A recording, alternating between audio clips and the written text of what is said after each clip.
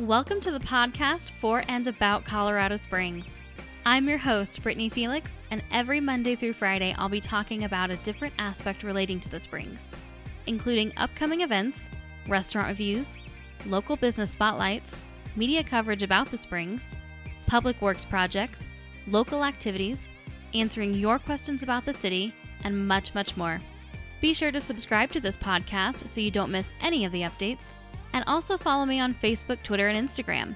You can find links to all of those social media accounts at springspodcast.com/social media. The Colorado Springs podcast is proudly sponsored by Elevation Hydration. Elevation Hydration is the only hydration therapy clinic serving Colorado Springs, and they are dedicated to helping you elevate your life.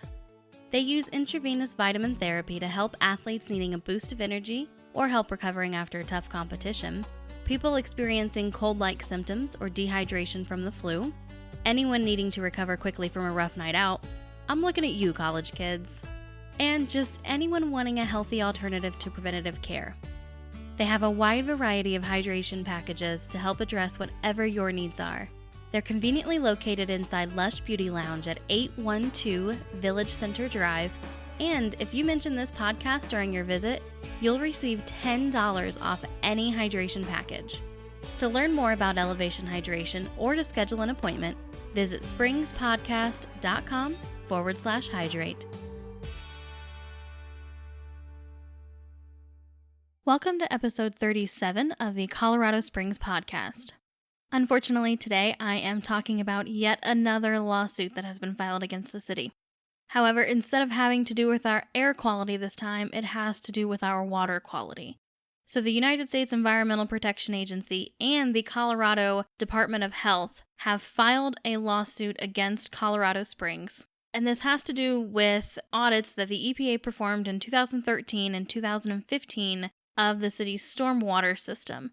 This is all apparently runoff coming from the Fountain Creek area, and the waters coming from there carry excess sedimentation, E. coli contamination, and other pollution. And so the EPA found that the creek and its tributaries were eroded and widened, their waters combining with the surface runoff to create excessive sedimentation and substandard water quality.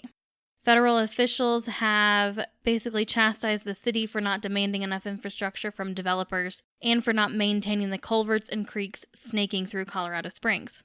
The lawsuit was filed by the United States Department of Justice on behalf of the EPA and the Colorado Department of Public Health. However, just recently, 2 new plaintiffs had been added to this lawsuit against the city, and that's the Pueblo County Commissioners and the Lower Arkansas Valley Water Conservancy District.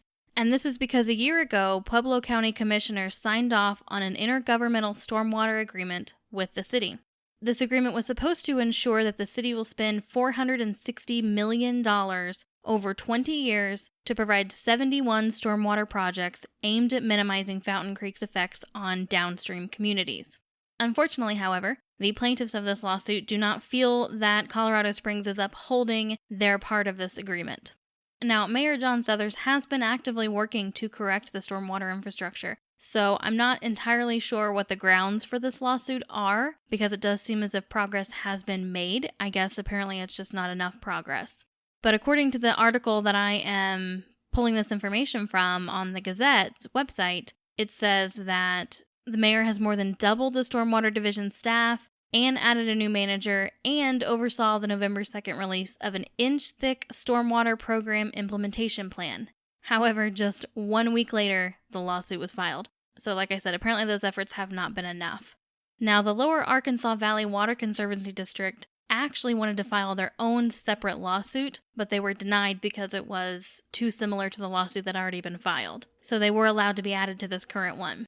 So this is a situation that definitely needs to be monitored as we move forward. This is obviously a very serious issue in terms of our water quality, but it's a serious issue in the fact that there are multiple lawsuits against the city right now, and that's something that absolutely needs to be watched and could have a real detrimental effect to the city.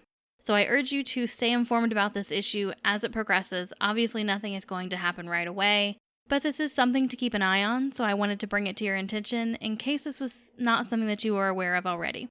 I will have a link to this article in the show notes on my website, and you can find those at springspodcast.com/037. And of course, those are the actual numbers, 037. Pretty quick episode, but this was an important issue that I just wanted to make you aware of. And I want to invite you back tomorrow for yet another episode of the Colorado Springs Podcast. Have a great day.